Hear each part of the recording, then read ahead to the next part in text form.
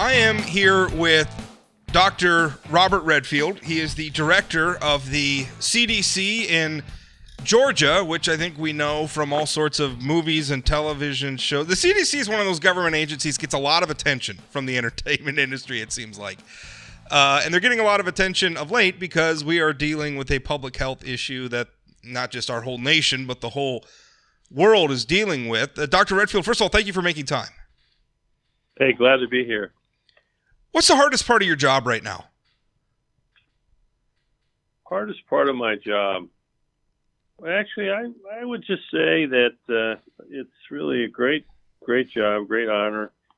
We've got over 20,000 dedicated men and women that are really committed 24/7 to the public health of this nation.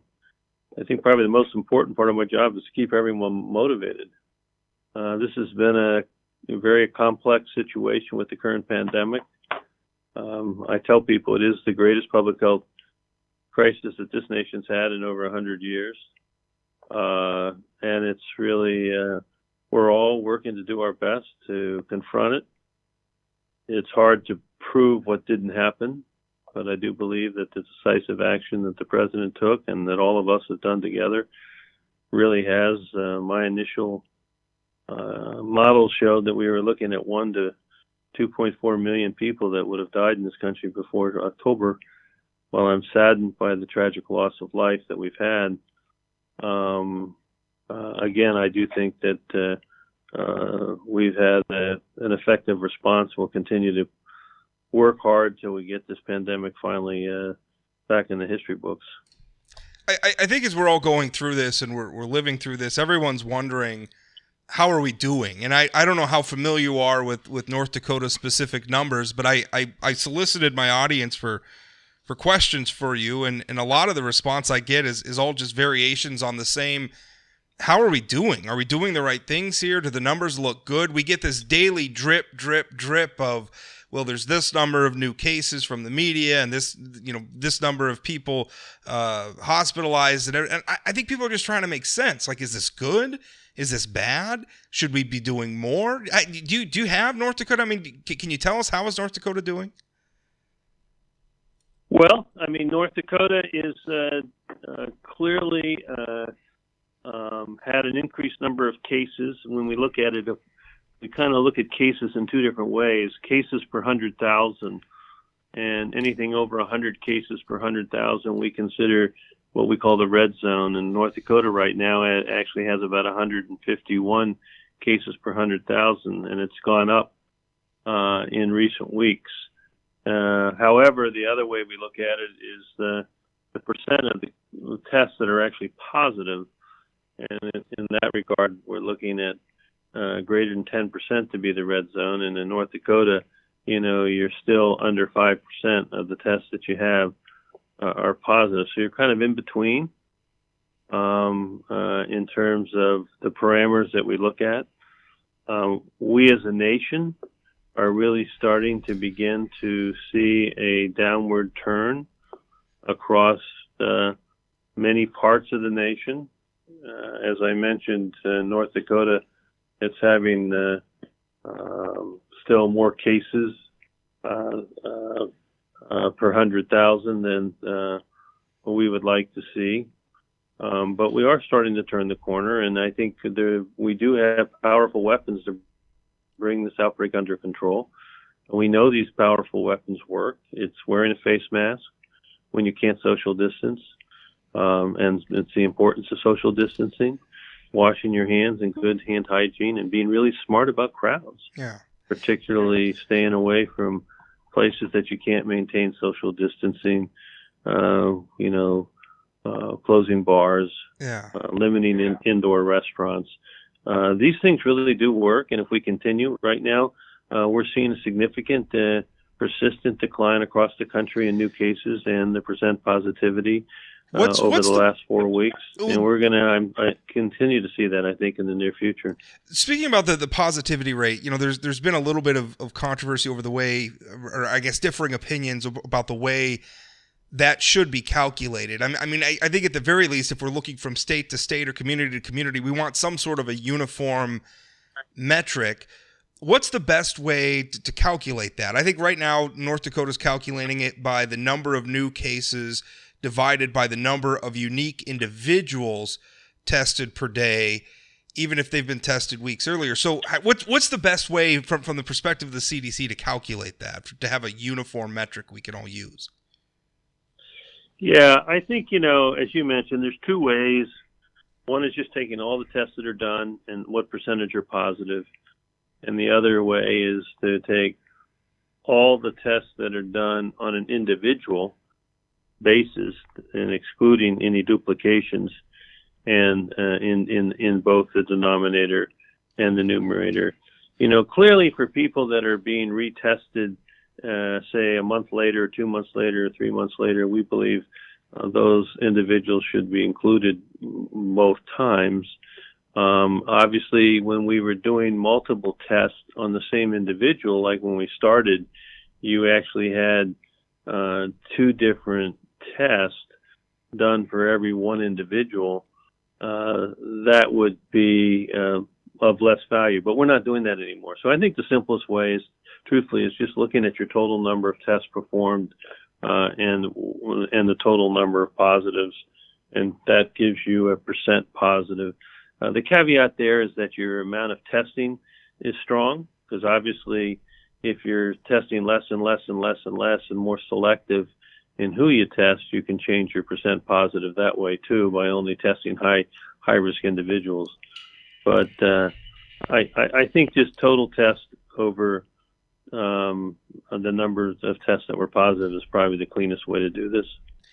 Do you feel, I wrote a column yesterday, and I was looking at some of North Dakota's numbers, and again, understanding that the testing is really the only window we have to look at this through. I have no idea outside of the testing window how many North Dakotans have been exposed, how many have had it, and maybe been asymptomatic, or at least not symptomatic enough to feel like they were going to get tested or whatever. I don't know what those numbers are, but just looking at our numbers, I mean, most people who are getting it in North Dakota are surviving. Now, obviously, that's going to change different age groups. The 80-plus age group in North Dakota has like 76 deaths last time I looked.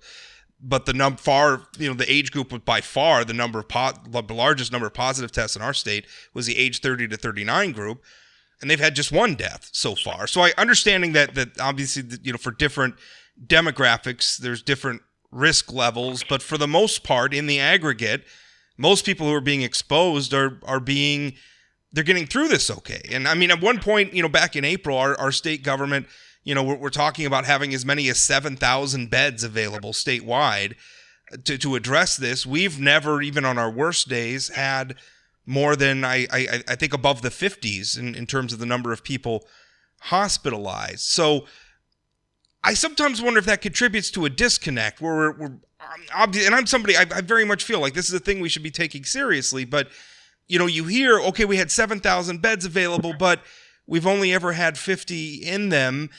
I think there's a disconnect in the public between, well, they're telling us this is really, really serious, but what I'm seeing with my own eyeballs is this is survivable. What do you say to people like that who are struggling with that? Well, I think it's a couple things. One is it's a tribute to the citizens of North Dakota that they're taking to heart the most important message that we've had even since the last winter, early spring, which is we need to protect the vulnerable. Because as you pointed out, that this virus has a very wide spectrum in its ability to cause illness, and that spectrum is also very non-equally distributed. So it's those of us that are older, particularly over 65, over 70, over 80, those of us that have medical co-morbidities, particularly diabetes and obesity, kidney disease, lung disease, that's where you see the high mortality rates. If you look at, individuals under the age of 45, under the age of 50, there's very limited mortality associated with this virus. Under the age of 18, it's as low as 0.2 per 100,000. That's 1 in a million. So you are right. And when you see North Dakota, the data that I have from the week of the 23rd of August said that there were 11 deaths in North Carolina, which was less than 1 per 100,000. That would tell me that the individuals getting infected may be younger, as you pointed out, average age between 30 and 39, and I think in general in most states it's either 20 to 29 or 30 to 39 is really the group that's getting infected. But the other thing it tells you is you're protecting the vulnerable, because this virus does cause and the potential to cause significant mortality of those of us that happen to be over the age of 70 with comorbidities. So I would say it's a tribute that both those that have vulnerabilities are being smart about maintaining mass social distancing and hand washing and staying away from being smart about crowds. But it also shows that the individuals that are out are also taking the message seriously to protect the vulnerable. Is that something that we could build public policy around? I mean, because we look at the data and we're trying to understand the way the virus is impacting our society, but we have public policy questions in front of us. How do we open schools? What are our policies for businesses? If we can say that the virus is a significant risk for people in this demographic, but not these demographics, does it make sense to then craft public policy and say, well, because it's such a low risk to school children, maybe schools can be open and maybe certain businesses can be open? But because that's really the hard part is you say, okay, well, we got to close the bars. Well, if you're a bar owner and you lose your business because, through no fault of your own, your business had to close, I mean, that could change the trajectory of the rest of your life if you're that person. That is not a small ask. So can we build public, as we understand how the virus is impacting us as individuals, as members of different demographics, can we craft public policy around that to try to be as open and normal in our society as possible while still protecting ourselves from the virus? Well, I think that's what we're trying to do. I mean, I think the most important piece that we've said is to protect the vulnerable. And it's not just people in nursing homes, although it is just a fact, a data point, that although nursing home residents make up less than 0.1% of our population, they've made up more than 40% of the deaths. But it's not just nursing home individuals. There's another 60 to 80 million of us that have comorbidities that are older, that put us at risk for poor outcomes. So as you pointed out, I've been a big advocate of reopening our nation's schools. I believe it's in the best public health interest of K through 12 to get back to face-to-face learning. I believe that this virus poses, limited risk to K through 12 individuals if you look at its overall morbidity, mortality. However, there are children that have comorbidities that put them at greater risk. I have a grandson with cystic fibrosis, one of my 11 grandchildren. There are teachers that have comorbidities that need to be made sure that they're protected as we reopen the schools. But clearly getting schools reopened is really an important public policy that we need to move. And we've encouraged each jurisdiction to move in that direction. But ultimately, it has to be done in a way that has the confidence of parents and teachers and students.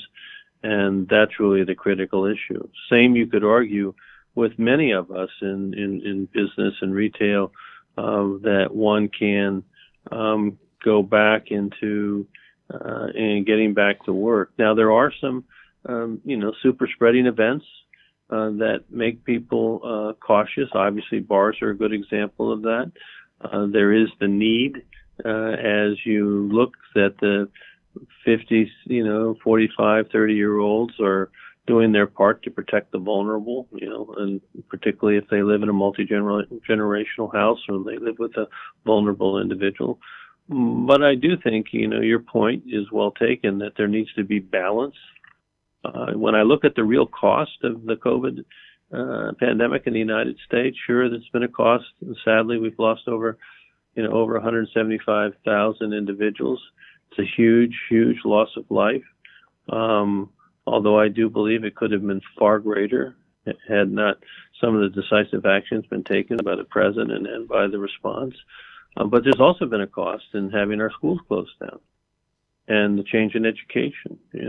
We at CDC did not recommend when the schools closed that the schools be closed. Those were civic decisions that local jurisdictions made.